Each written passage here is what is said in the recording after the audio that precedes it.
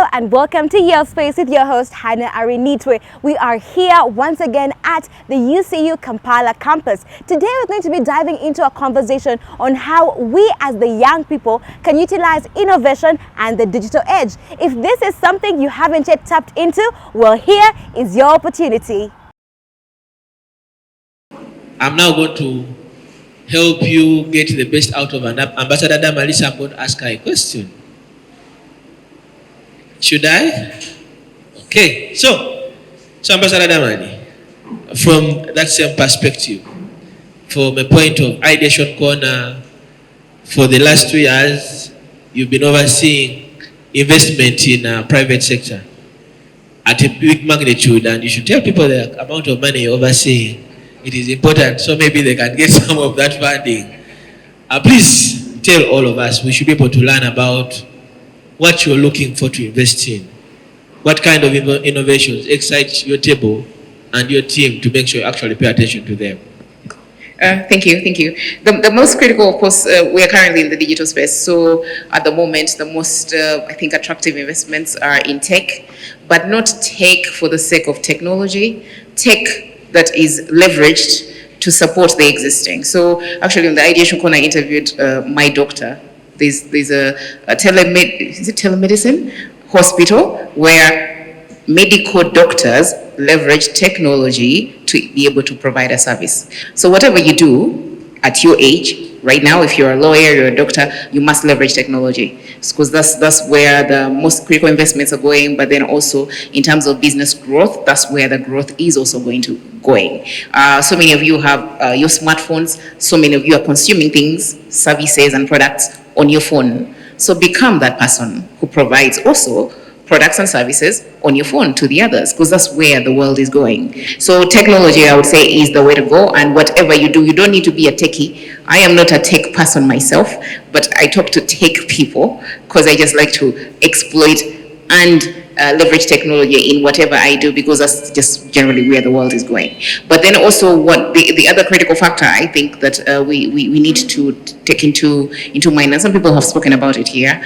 is your habits. So I have like 3 main habits. They're very simple. They're easy to follow because they're very few, and these shouldn't be your habits. You pick your own habits. But this is just an example, because usually people ask, how did you do this? And a lot of things that happen to Innocent, that happened to me, that happened to the Deputy IGG, they are personal experiences. So you can't become the Deputy IGG and then I'm going to be her, and how can I copy her? Because her experience is different. Everybody is unique. But in your uniqueness, there are some things, some basic habits that you can carry on, and you can carry on these throughout your life, and they will let you, kind of rise eventually. They're not immediate. But how many of you have read the book called Atomic Habits? How many of you have read Atomic Habits? Excellent. You should tell them about it. You're on the panel? Sorry? You're going to be speaking later? Yeah, tell them about Atomic Habits. So Atomic Habits says the small habits are what compound, and they build you into whatever it is you're eventually going to be. So one of my little atomic habits is actually keeping time. It's a pain to keep time in Uganda because everybody doesn't.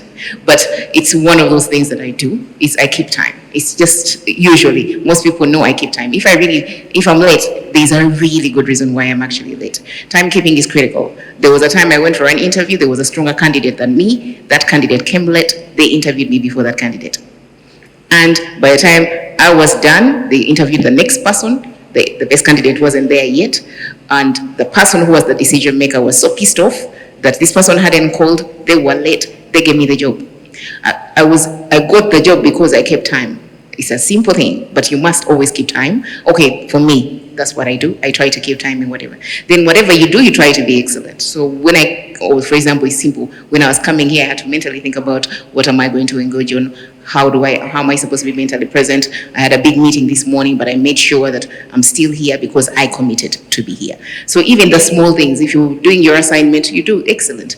Eventually, if you do these like 2 things, whatever 2 things you choose to do, whatever your 2 habits you decide to choose, if you do these 2 things consistently for the next 5 years, 6 years, you will rise above 99% of the people in the world because you've been consistent in 2 or 3 habits, but you make them really simple, so they're not complex. Don't try to run a marathon every day. Like it won't, you can't maintain it. It's not consistent. But you can try to walk 3 times a week, 30 minutes. That's doable. You can be consistent with that. So pick your habits very simply. But if you read the book Atomic Habits, it says those habits that you do on a daily basis are the ones that are either going to raise you or keep you here if you want so. So you pick those, and luckily you're very young. You're just starting off.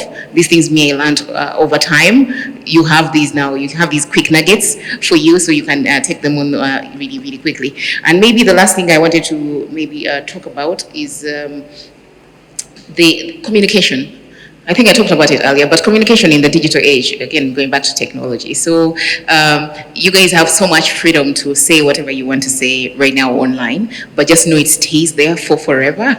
So there was a time when I had a Facebook account and I had two accounts. I had one that wouldn't identify me as Damalisali and another one that no one was Damalisali. So the unofficial one I would play with, and then the official one I wouldn't. So whatever you do, whatever you write, just know in 10 years' time, what will they say about me? And be free. Of course, they say you should be authentic, and be authentic certainly, but also be careful in what you say and what you write and what you think about or what you're going to be writing about, because whatever you communicate stays. In the workspace specifically, if you're going to communicate, you have to be able to communicate in a way that is going to help you rise above and grow your growth and grow your career. Okay, I've stopped talking because Dr. Professor Maggie Kigozi just walked in. And thank you. And yes. And I think my last point that I'm going to talk about, I think there's someone did talk about a mentorship. Innocent talked about mentorship, how he does mentorship for young people every Thursday, every week, and that's something as a give back that he does without any effort. But if you do not have access to say, Innocent Kawoya, you have again a lot of opportunities in terms of getting mentorship. I am mentored by people who don't even know they are mentoring me because I just follow them. I follow what they do. I see what they do. I'm like, okay, that's what they do. That's how they grow. That's how and I just follow them continuously. They don't even know that they're my mentors. One of my mentors who doesn't know that she's my mentor is Dr. Professor Maggie Kigozi, who I just follow. And I see what she does and I mirror and try to see how can I actually, because she's something I've always looked up to. So in this day and age, you have the access to this information that can help you grow. There are so many YouTube channels that are available for certain people who, now like the book called Atomic Habits I've told you about, you can decide not to read the book for those of you who don't like to read. I like to read, but there are people who don't like to read. I have friends who don't like to read.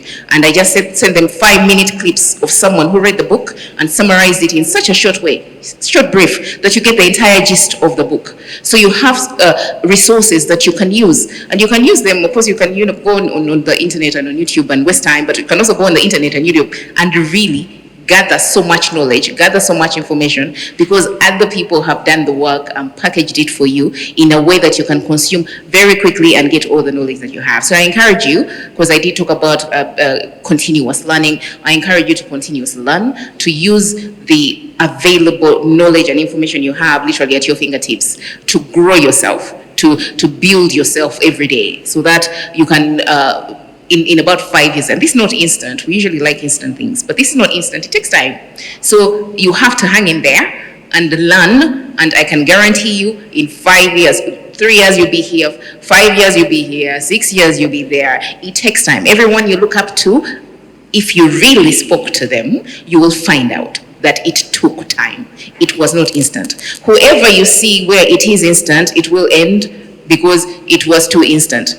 Everyone who is up there, who it was gradual, it was from the ground up, stays there because it was built on a very, very strong foundation. So just be consistent in what you do and be patient in whatever it is that you're doing or you're trying to grow into. Thank you. Thank the organizers of this seminar for inviting me to such an important conversation, which does not only focus on family, culture, but also after school to workspaces. Now, I am very humbled. When I saw the invitation and I was supposed to talk about the role of networking from school to workspaces, quickly what ran into my mind was national values. I said I should share about national values because it is these values that shape us and help us build a character of integrity, of accountability, and truthfulness. So it is my pleasure for you here to talk about this topic. You'll agree with me that men and women who are attending university are surrounded by familiar walls at the university, which makes it easy to be absorbed to the usual routine stuff, running to attend lectures, doing the coursework here, and then you get comfortable to that life of being that pure student. However, we find ourselves stepping out into the dynamic world with a vast realm of challenges, different locations, different challenges, and so on. So the transition we're talking about from school to workspaces is characterized by challenges, but also opportunities. How do you turn those challenges around to become opportunities? I will share with you my story later on. They have said I am Vice President, Uganda Christian Lawyers Fraternity. I am also Deputy IGG. They have not told you that I'm a mother. I am a mother to many. They have not told you that I'm a Rotarian. They have not told you I'm born again. They have not told you I'm somebody's wife. And they have not told you that I'm also a sweetheart. I heard one of the panelists talking about multitasking.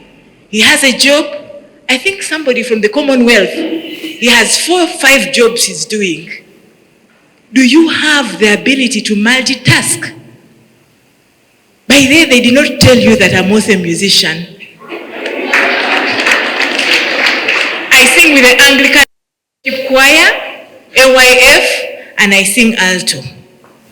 So you are going to face challenges, but turn those challenges into opportunities. You need to realize and understand that the workspaces are undergoing remarkable transformation. You heard people talking here about innovation, digitalization, the digital. Things are changing. Which transformation is being driven by technological advancements and also changing societal norms. So traditionally, even office spaces are changing. So if you are not able to build good networks and social capital now in the university, do you think that tomorrow in the field it will be a miracle? Friends, you've heard that I'm born again.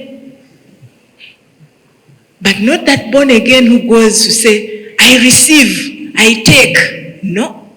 I believe in God, but I know that God is a hard-working God, and He also encourages hard work. So hard work as a national value is very critical for your success out there. As we prepare to navigate this world, it's essential to cultivate that mindset change as well. Mindset change in the changing environment can help you cope with those challenges we're talking about. I have learned that TIG is not only to elevate the role of family in Africa, starting with children, but it also fosters cultural development. So the role of family stems from the biblical point, and UCU is a Christian university. We believe in Christian values and principles in everything that we do. But remember, in Exodus 20:12, one of the 10 commandments emphasizes the relationship between parents, children, and many other teachings where Jesus cared for families. So I have also learned, among others, that the goals of TIG is to ensure moral, ethical, societal, transcending through truthfulness, through honesty, responsibility, and accountability. Now, these values link us straight to what I'm supposed to be talking about. And today, if you've seen UBC around, UBC is here exactly to partner with you in talking about those values. You may see a lady focusing on me continuously. That lady is a program manager for your space, UBC, which talks about national values. So friends, therefore, as we march to our next destination, to the workspace, in order to develop good networks, good morals, truthfulness, and honesty are very key. You can create good networks, but you need to build a good character. You need to be grounded in these values. Most of the work I do today is about sanctioning arrests, investigations, and prosecution of corruption cases. But when I hear about mentorship, I quickly leave my table and come running to UCU because it's a topic that is close to my heart. I am what I am today because I was also mentored. There are people who held my hands, who told me, Patricia, pass here, Patricia, do this better, Patricia, do this. So when we decide on what is right and wrong, it helps us to go in the right direction, and grounding ourselves in those values basically will help us to weigh between what is truthful, what is right, what is wrong. We need to strengthen trust amongst ourselves as students, and that trust will also be built in future when you go to the different workplaces. So the values play a significant role in your lives today. First of all, it helps you build confidence. It also improves on your leadership skills as a student, for those of you who are leaders. It instills that sense of integrity and positive reputation. So friends, before even I talk about values in talking about networking, it is very critical for us to know that hard work is a fundamental key among the values. It's a fundamental key to achieving success and personal growth in life. I will tell you my story. As a young student, you might have heard this testimony that I happened to be one of those Ugandans who did not apply for the jobs I've held before. But I've worked in about 3 or 4 places in high positions in this government of Uganda. How did I get there? Matthew chapter 6, verse 33 says, "Seek ye first the kingdom of God and his righteousness, and all these things will be added to you." Out there today, there are people who are running after the additions, but they are not seeking first. And when you seek first the kingdom of God, then you're taught the principles of truthfulness, of being accountable, of walking the talk, of integrity as a child of God. But remember, I talked about hard work. Hard work is essential for accomplishing our goals, because by putting in consistent effort, like Her Excellency Ambassador was talking about, consistent effort, you can progress steadily towards achieving your ambitions. Personal development. Hard work fosters personal growth by activating essential qualities such as discipline, resilience, determination, and even perseverance. There are some people who easily give up along the way and say, no, for me this medical course, I may not carry it, or this law course has become a problem. Professional success in workplaces requires hard work. Friends, you've heard about my story of multitasking. When I was at law school, I don't know whether a few years ago or many years ago, I set my priorities. First of all, as a child of God, I did not want to embarrass God by getting low grades. So that meant hard work. Secondly, I had to go on with ministry. I have told you I'm a singer. I had to go with AYF to schools, inspiring, encouraging other young children in schools with the gospel, evangelism. But when I finished law school, I did my LDC. Right from LDC, I was picked, identified for a job. I went and did, I was the first volunteer, first of all, in the Uganda Human Rights Commission. But before that, I was given a job with an organization called African Rights because my research papers were very well written and well structured. So excellence, when you have a spirit of excellence, all these other things keep following you.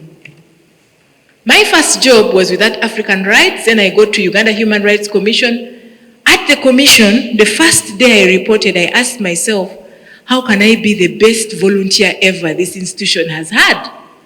And straight away it called for excellence. I pay attention to detail. I do my assignments excellently. I write well-researched papers. Friends, I did not last long as a volunteer. Within 3 months, the other people had given me a job as a research assistant. Within a short time, I'd become a human rights officer. Within a short time, I was made a senior human rights officer and promoted further to regional human rights officer. Later on, I became director legal services. Why? Hard work. Remember also, Proverbs 9:10 says, the fear of the Lord is the beginning of wisdom. You don't have to be very clever. I was at law school, I was clever, but not too clever. My degree was not a first-class degree. Neither was it an upper second. It was a lower second degree.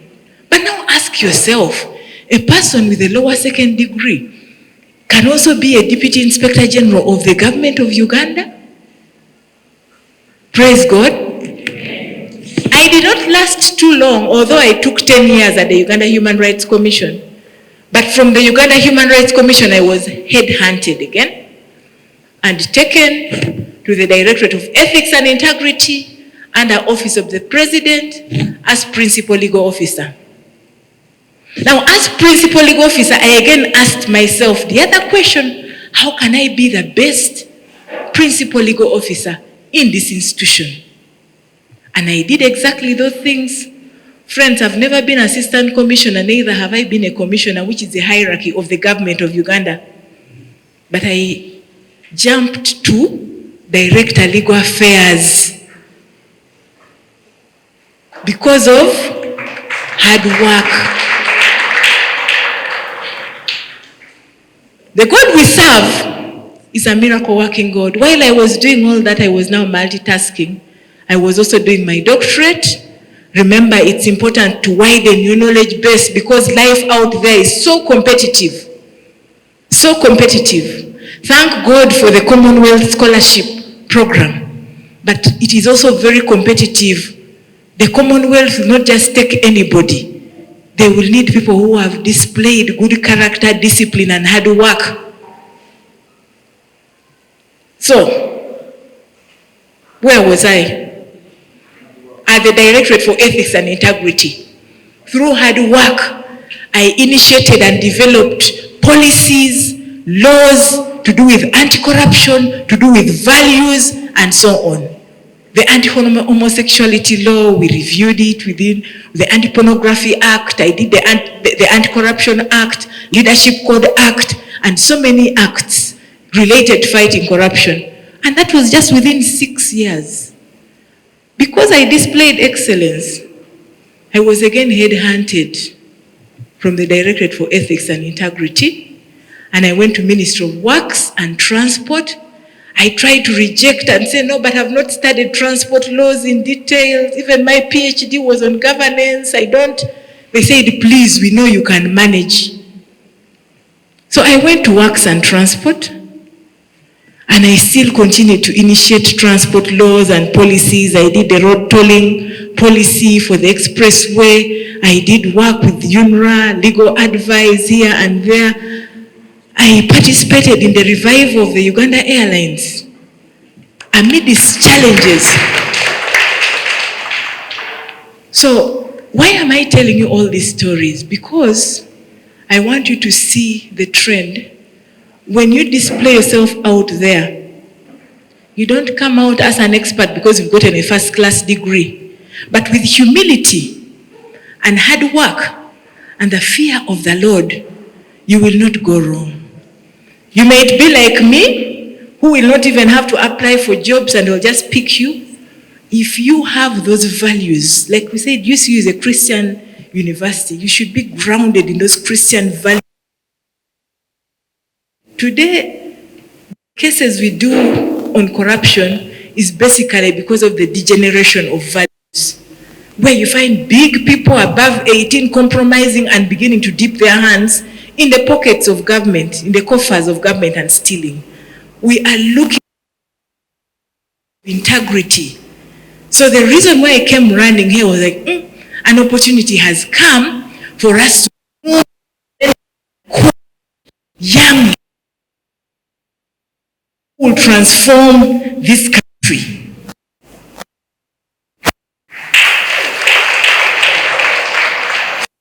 Works and transport after reached previously. And that was the position that required presidential appointment. So the president appointed me commission member, where I went and asked myself the same questions. What can I do to be the best commission member this organization has had? The moment I started doing that, within 2 years, the president had appointed me Deputy Inspector General of Government of Uganda. Well, that has been an interesting 30 minutes. I hope you picked a thing or two. We'll see you again next week, same time, same place, right here on your space at UBC TV. Bye-bye.